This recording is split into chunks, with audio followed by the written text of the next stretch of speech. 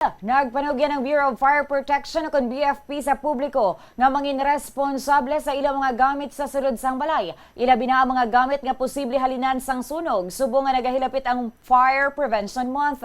Sa interview sang Bombo Radio kay Fire Superintendent Melanie Habawel, ang City Fire Marshal sang Iloilo City Fire Station, iyagin pahayag nga bisan Pebrero pa lang subong ila na ginapreparahan ang bulan sang Marso bilang Fire Prevention Month.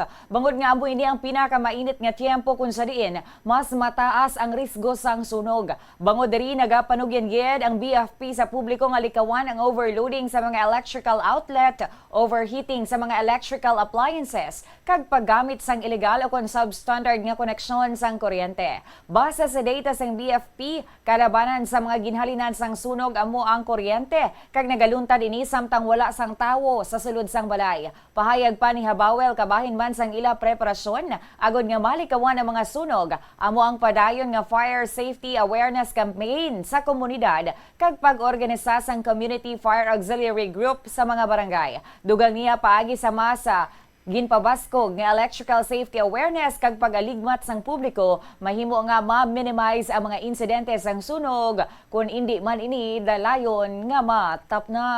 Ano naman sa liwat-liwat namon nga fire safety awareness campaign. So siguro no dapat nang other than i-prepare naton ang barangay sa pag create sang organize ang CFAG or Community Fire Auxiliary Group nila kag part of the preparation and the drills mangin na kita conscious kita sa aton sini nga mga paggamit di kuryente sa sulod balay ang aton linya sa mga kuryente.